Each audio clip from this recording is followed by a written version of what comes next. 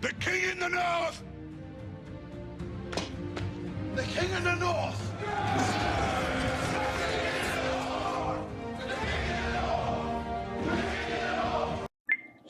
Yo, as always, like, share, subscribe. Now let's just get into it.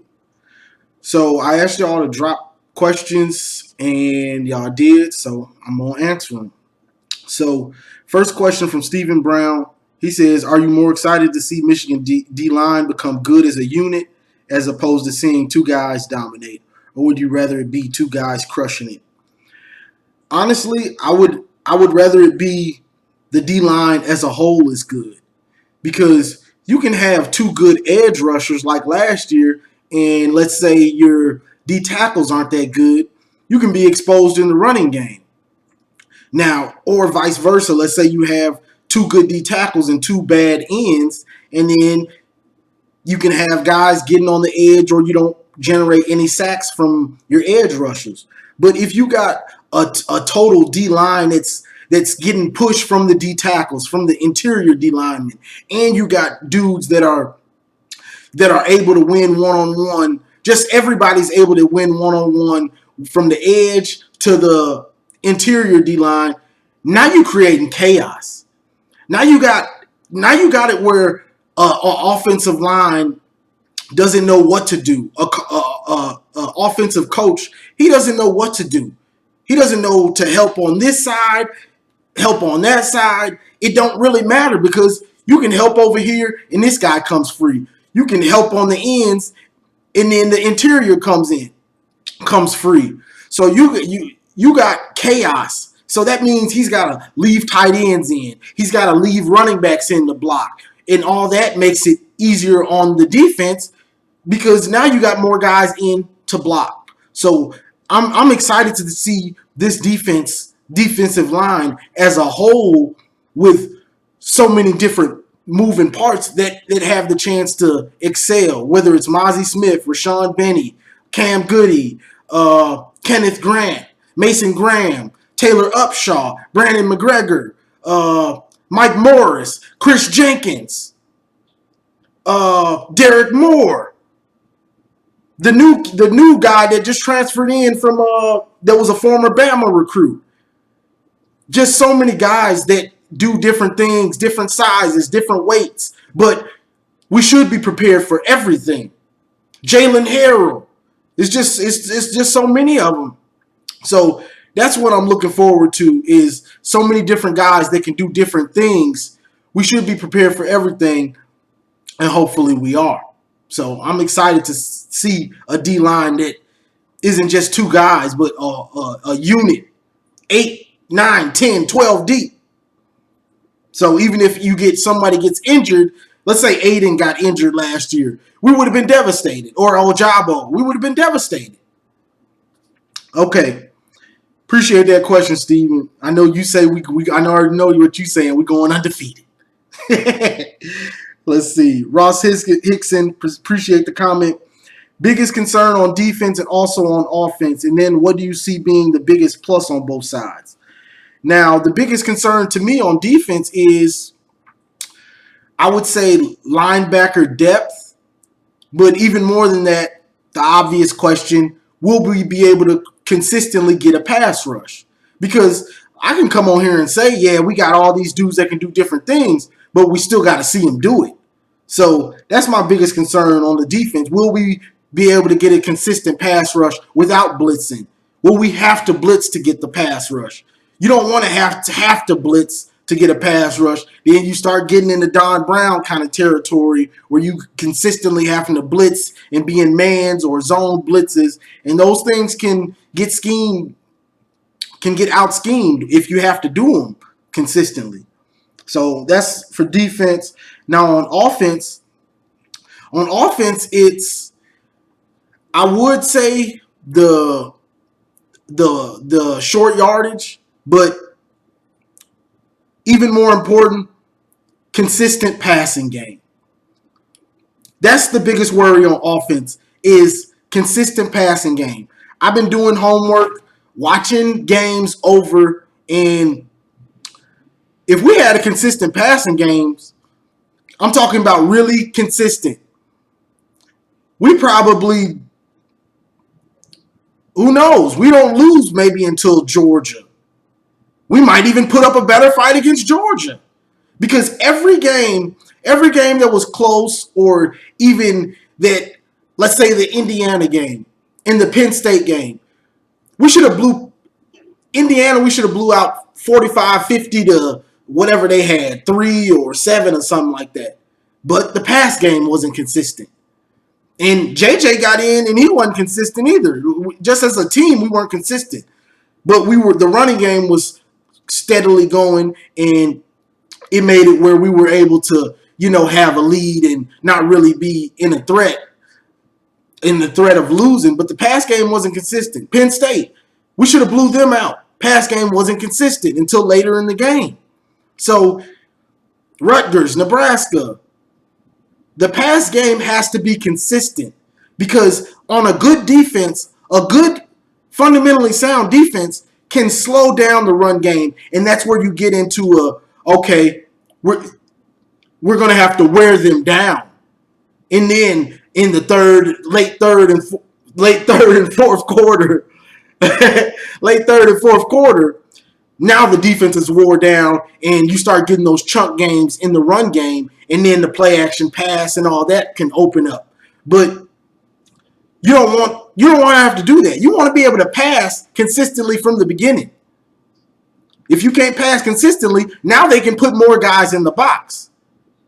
So the passing game has to be consistent and clicking. It's crucial for us to do what we want to do, win the Big Ten, beat Ohio State, go to the playoff, get past the first round of the playoff, win the championship. All right. Oh, and you say the biggest plus on both sides. The biggest plus on defense is probably just the depth of the D-line. And then, I'll say the depth of the D-line. And on offense, I would say the biggest plus is probably the offensive line and the backs, because you can lean on that. Offensive line and having 2 speedy backs. But I'll get into something with the backs a little later. Now, Home Court Story says, what will it take for Michigan to finally win another national championship? Having a complete team. And I know people say, a complete team? What is a complete team? And what I mean by this is where you're good or great on offense, and good or great on defense, and good or great on special teams. Now, last year, you could say we had a great running game. Passing game was below average. Cade only had 15 touchdowns. We had a good defense. It wasn't great. Now let's look at past teams that have won national championships. Georgia, good offense, wasn't great. Good offense, legendary defense. Let's see, who else? Alabama, the year before, what was that, 2020? Good defense, legendary offense, great offense. You see what I'm saying? Clemson teams, good offense, great defense. You have to be good on both sides, but you really need to be good on one side of the ball and great on the other side.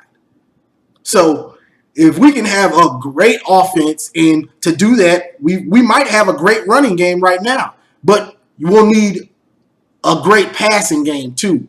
You can't just run it, and if you have a great running game, you're going to need a great defense.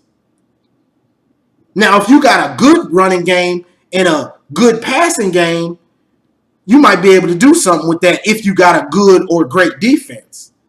But see, right now we have great running game. But to win with a great running game, because running the ball, it takes time of possession. You go up against a good defense, you have to wear them out. You're not just going to be able to just get 60 and 50 and long runs, you're going to have to wear them out. So if you don't have a great defense to keep getting you the ball back, you might not win with that great running game.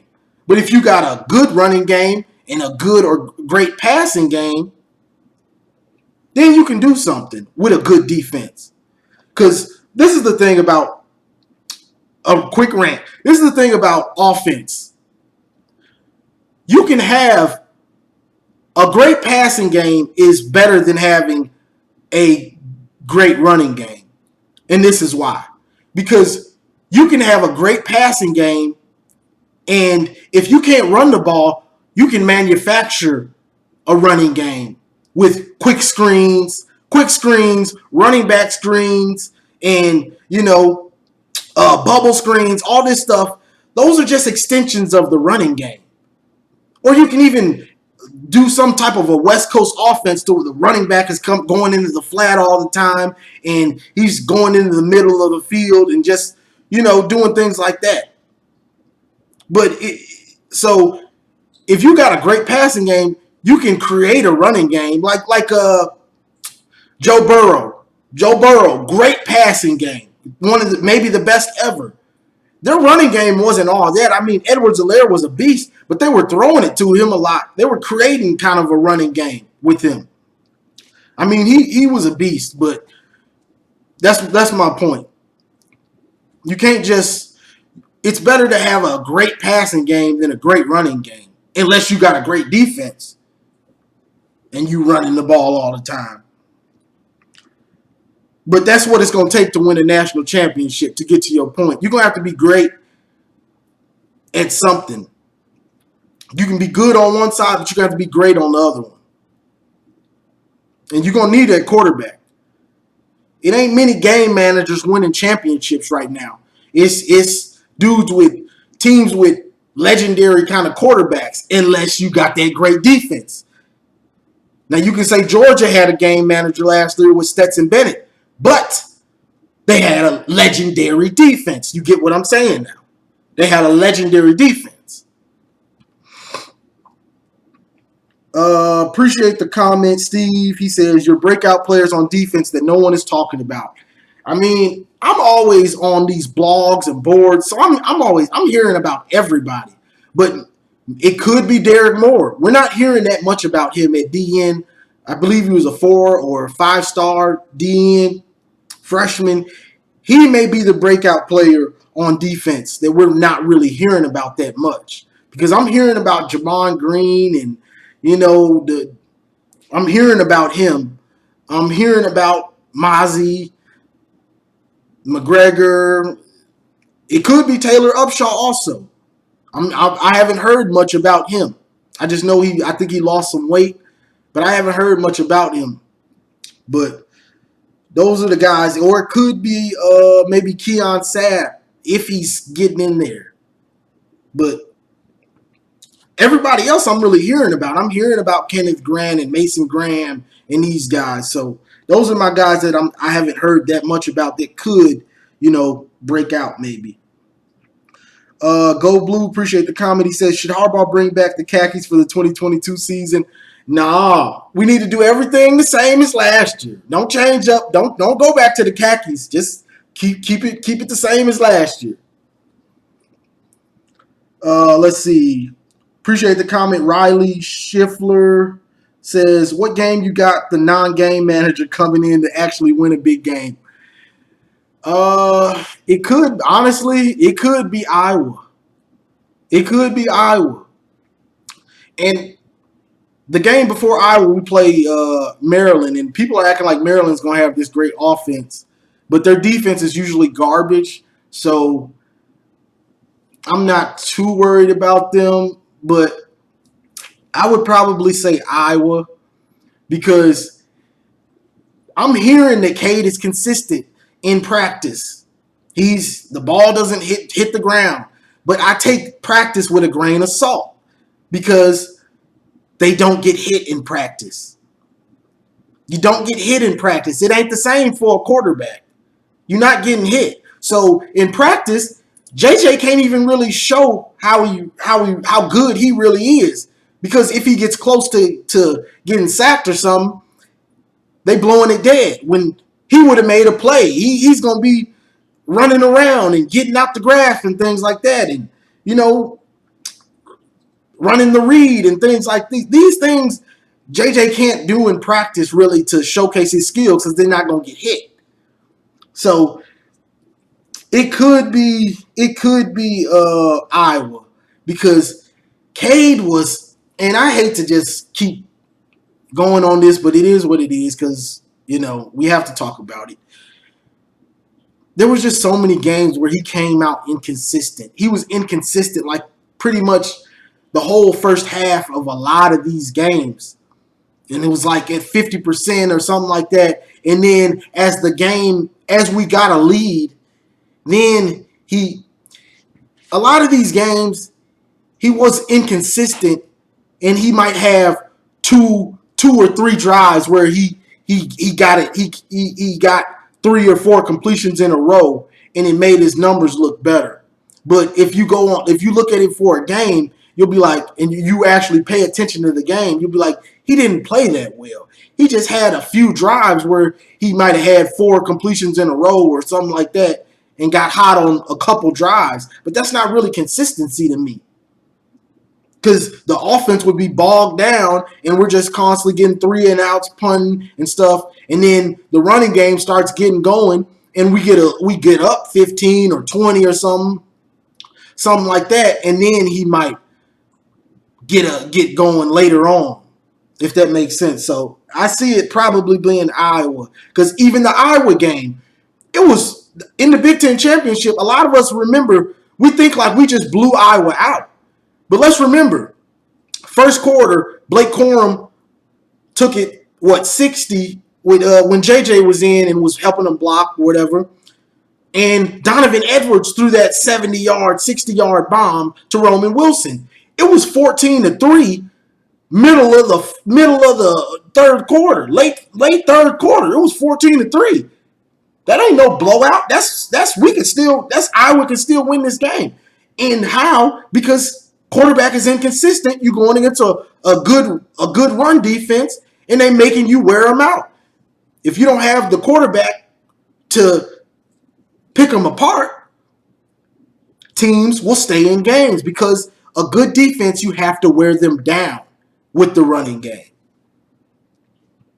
Now, let's see. The big brother, appreciate your comment. He says, what needs to be done to avoid the trap game, Iowa? Passing game. Consistent passing game. If our passing game is consistent and Iowa can't have 7-8 guys in the box all the time, we'll blow them out. Because their offense isn't that good.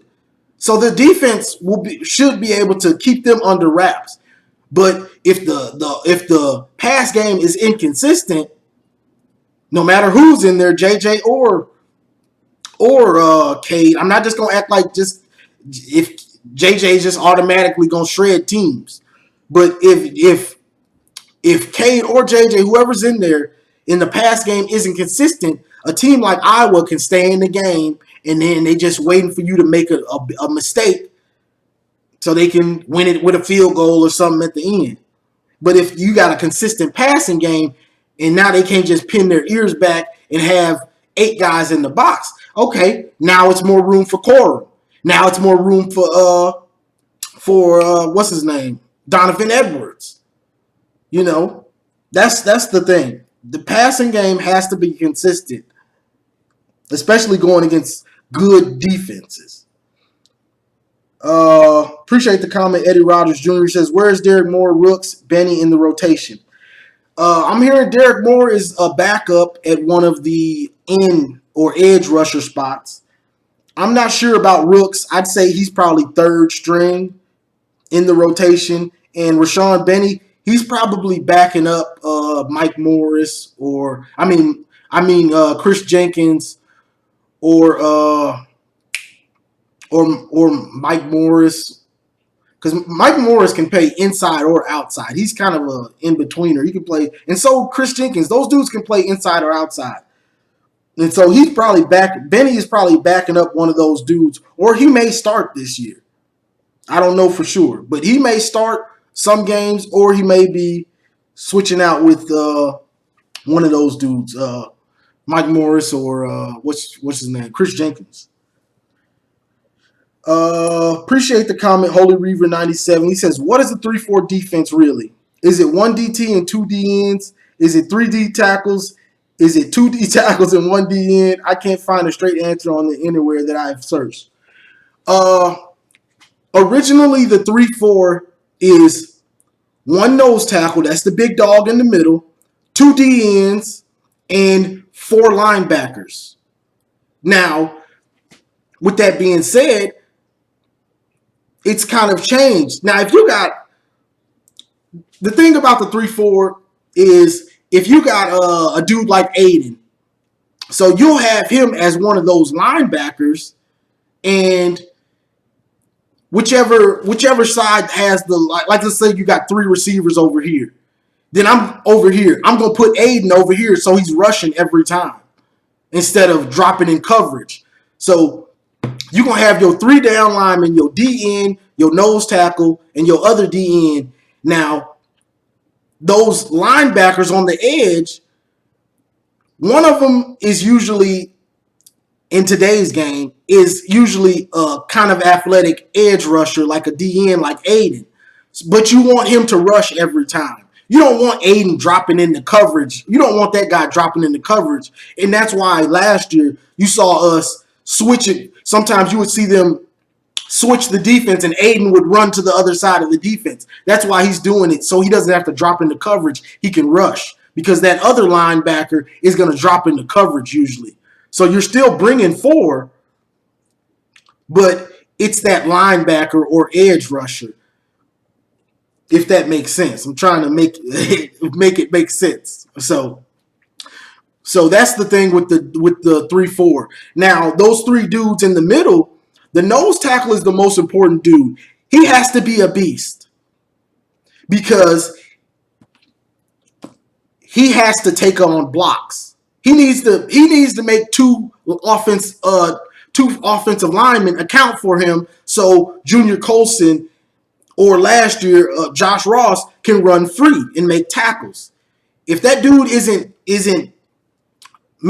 getting a double team, and the offensive linemen are getting past him, you're gonna have problems because that offensive lineman is gonna be blocking your linebackers, and they're gonna have to be getting off blocks and stuff like that. You don't want them to have to get off blocks. You want them to be able to run free because the big nose tackle in the middle is taking on two offensive linemen, or maybe even three if he's just that big of a dog. You know what I'm saying? Now, the other thing about that, those three linemen, okay, that was the nose tackle I just spoke about. Now, those DNs, those guys, you still need them to be strong, and it's a good thing like this year, Chris Jenkins and Mike Morris, those dudes can play, or you can kind of switch them out to the edge. So that's why I say those kind of dudes, they're kind of interchangeable, which is very good. But to answer your question, it's really a nose tackle, two DNs, and four linebackers. But in today's day and age, they're doing a lot of different things with the 3-4, and they're just making it like if I got an edge rusher that's a beast and he's semi-athletic, I'm gonna play him at that edge rusher as one of those linebackers, and I'll switch the defense whichever way I have to, so he's not dropping into coverage. He's rushing the passer. Sometimes, and this is the thing about the 3-4, that sometimes you'll bring both linebackers. You know what I'm saying? You'll be seeing one of those linebackers drop off and consistently see him drop off. Now he's blitzing all of a sudden. So that's the thing about the 3-4. You can just do a lot of things and confuse the quarterback on who's going to drop. Then sometimes that linebacker will rush, and then Aiden will drop into coverage.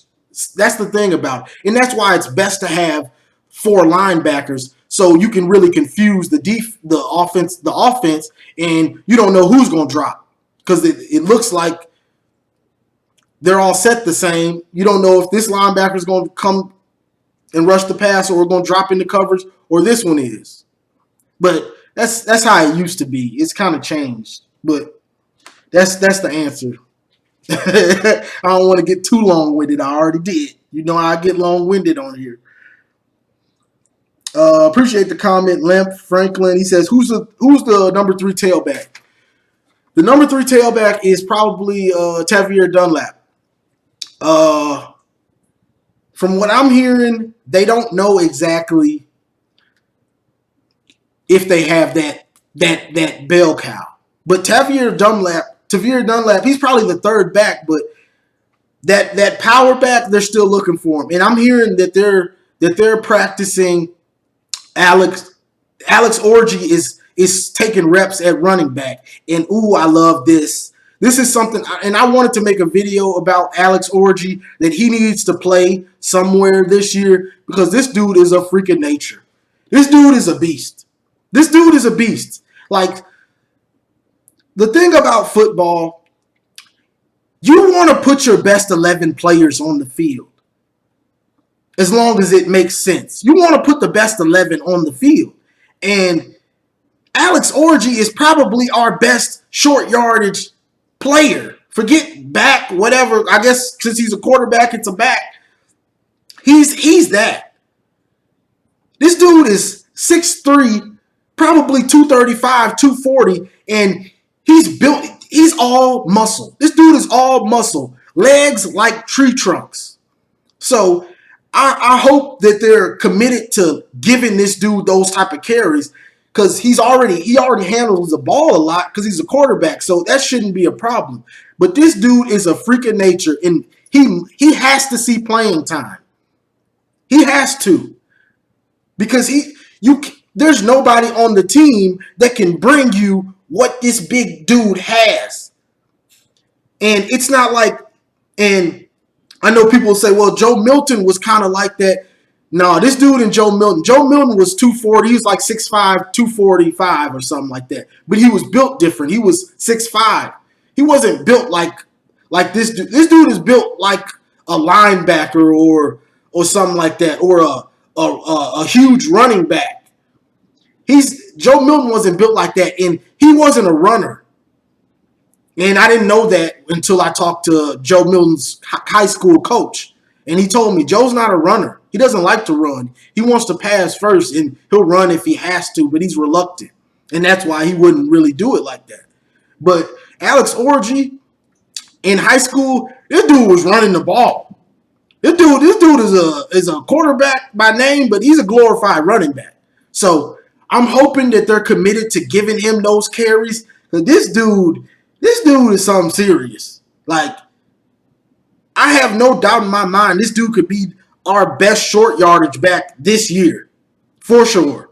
Whether you want to give it to him in short yardage or however you want to do it, Wildcat, this dude is that. He's that dude.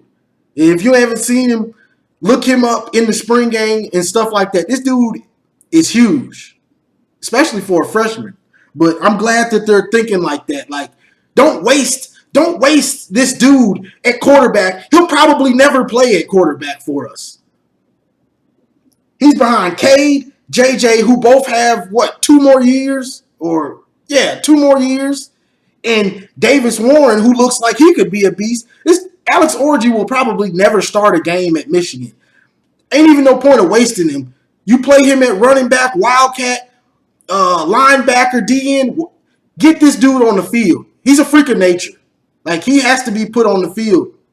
And that's my rant about Alex Orji, but they need to put this dude on the field. And however you need to use him, whether that's a backup linebacker, whether that's a DN, if you work him out at DN and he's getting to the passer, or running back. However you need to use him at one of those physical positions, you use him because he's built for it. You get the best 11 on the field. We're having trouble in short yardage. Use this dude. He's a beast. All right. Now, next question. Michigan Man Jelly says, "Can I?" This ain't a question. D Brown says, "Bro, they're gonna start Cade. Watch." I'm hearing they probably will because Cade's been consistent in practice. They say, and I already talked about practice. It's not the game. They don't get hit in practice, so I take it with a grain of salt. because the quarterbacks always kind of get hyped up from what we hear in practice in fall camp. So I'm gonna take it with a grain of salt. And let's just be honest, JJ missed a lot of time with that shoulder injury, so he probably did get somewhat behind and probably had some rust because he wasn't throwing at all. He had to rest his shoulder. If he was throwing, it was very limited. So Cade, it's not surprising. Honestly, Cade should, with JJ missing spring and Cade being on campus for this many years, he should be shredding teams. Like, let's be real. Cade should be shredding defenses by now. Like, he shouldn't be a game manager. He should be a field general. And I know some people want to say he's a field general. He's not. A field general gets you into all the right position, all the right plays, and will shred you. That's Peyton Manning. That's Tom Brady type of things. Field general, Patrick Mahomes, where I'll get you in the right play, but regardless, I can shred you. I ain't seeing that out of Cade. He might be able to get us in the right play, but will he shred that defense? That's what I want to know. Hopefully he can. And me wanting JJ to start, that's not to say that I'm against Cade. If Cade come out here lighting it up, oh, I'm team Cade. I'm about whoever throwing touchdowns and whoever getting us to averaging 40, 45, whoever that is, I'm down with him. Don't get it twisted. Subconscious Wizard says, appreciate the comment. Do you think Jim will win a national championship at Michigan? And somebody commented, and I wanted to read this too. He said, no, he would have to recruit more 5 stars. I hate to say it, but Bama and Georgia don't dominate because they have better coaches. It's because they have the best players, period. And that's false, bro. That's false. And Subconscious Wizard said combination of both, actually. And that's the right thing. See, you need great recruits. You need that. You'll always need great recruits. But you need great coaching. Go back and look up Nick Saban's coaching hires. Most of his past coaches, they're head coaches in other places. That means they're a good or great coach. Nick Saban don't just hire anybody. He hires dudes that are on the way up or have already been head coaches. He got Bill O'Brien, former Houston Texans head coach. That's NFL. Former New England Patriots offensive coordinator. Don't get it twisted. Nick Saban's a great coach, and he hires great coaches around him because a head coach is just the CEO. But all these position coaches and offensive coordinator, defensive coordinators, they are the managers. They're the managers. And they deal with players day to day. Nick Saban is the head coach, is the CEO. But all these other coaches spend the day to day and help all these players get better. So you need 5 stars, but Nick Saban ain't hiring anybody. He going out and getting dudes that will be head coaches in the future or have already been head coaches in the NFL or offensive coordinators in the NFL. These dudes are not regular guys. They're dare I say, football elite. So don't get it twisted. Kirby Smart, that's Nick Saban. Jimbo Fisher, Nick Saban. Sarkisian, worked Nick Saban. And the list could go on and on. What's his name? I can't even think of his name. I forget the other coach. But look at his assistant coaches. These dudes are head coaches in places now. So that's the thing. You need to start 5 stars, but these position coaches and offensive and defensive coordinators, you got to have great coaches all around. It's not just the head coach. because the head coach doesn't deal with all these position groups day to day. He just doesn't do that. Now he might coach one of the position groups, like I know Nick Saban does some coaching with the defensive backs, but you got to have other great coaches. It's important. But that's all the questions I had. But well, I didn't really answer that question for you. Do I think Jim will win a national championship at Michigan? I believe it's possible, but you have to. People want things overnight. And there has to be a maturation, I feel like, unless it all just comes together like maybe LSU. Because nobody saw that LSU team coming. But LSU is usually at the top in recruiting, top 10. They're in the South. They get a lot of great recruits. The thing that nobody figured was Joe Burrow being a monster that year, which made everything come together. Because LSU has always had good or great defenses, plenty of NFL running back talent, plenty of NFL type receivers. They just never have a great quarterback. So all of a sudden it clicked for Joe Burrow, and he was a great quarterback. Now it's, whoa, he's throwing 60-something touchdowns. They destroying everybody. So other than that, it has to be a maturation to getting the recruits, getting the recruits, getting the culture how you need it to be. And Michigan was losing so many years to Ohio State, you had to get that monkey off your back. Make players believe that they can beat Ohio State. Make players believe that they can win the Big Ten. Now, players on this team have seen what it feels like to win the Big Ten championship, beat Ohio State, and go up against Georgia with the lights on in the playoff and how it feels like, okay, and this is my last, I'm going to finish this and I'm going to get off of here. Players, they used to losing to Ohio State, being depressed, and then losing the bowl game. This year, you beat Ohio State. It's exciting. Wow, this is unbelievable. We're going to the Big Ten championship. You win the Big Ten championship. This is awesome. This is great. Normally, our season is over regardless. So you know what I'm saying? That would have the Big Ten championship, that would have been the bowl game, whether we win or lose, season was over. Now, it ain't over. We're going to the playoff. Nobody on that team has ever experienced that. Nobody ever experienced that on that team. So everything last year was kind of new. None of those dudes beat Ohio State before.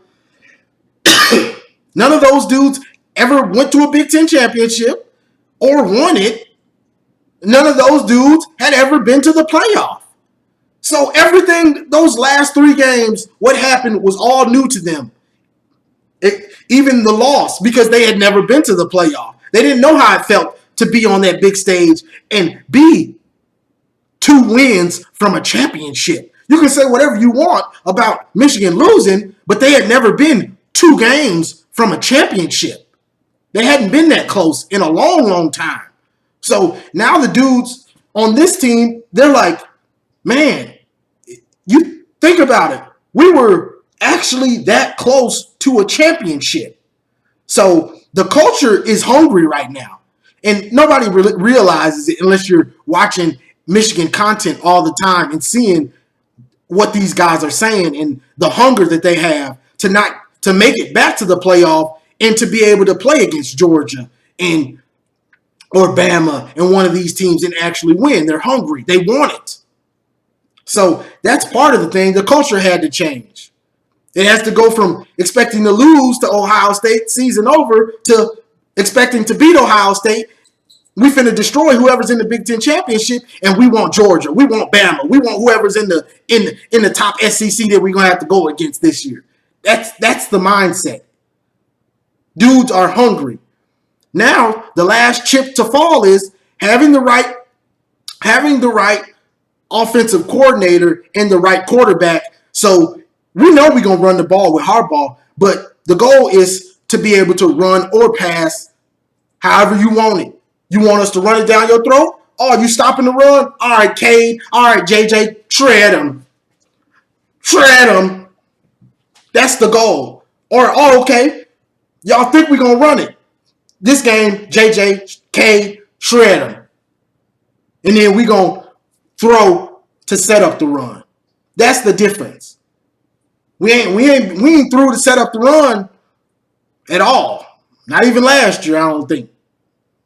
So that's the difference. And of course, you got to be good or great on defense. Like I said before, you got to be great at something. You got to be great at something. And it really needs to be a pass game or great on defense. Then you can maybe get a championship. But you got to have a quarterback that can make elite throws. You got to have a quarterback that can either make elite throws or is just kind of dynamic and you just got so much talent around him. But that's all I got for this one, because I can talk about what it takes to win a championship because there's so many variables. But to me, you got to have something great, whether that's defense or a great passing game. If you just got a great running game, you're going to need a great defense too. If you got a great passing game, I believe you can just have a good defense because you're going to score so many touchdowns, it's just going to be hard to stop you. So that's all I got for this one, y'all. Appreciate the questions. I need to make that. I'm still going to make that linebacker. I think that's the last of the position groups. And we count down. We almost there. So like, share, subscribe. And as always, go blue. It's great to be a Michigan Wolverine.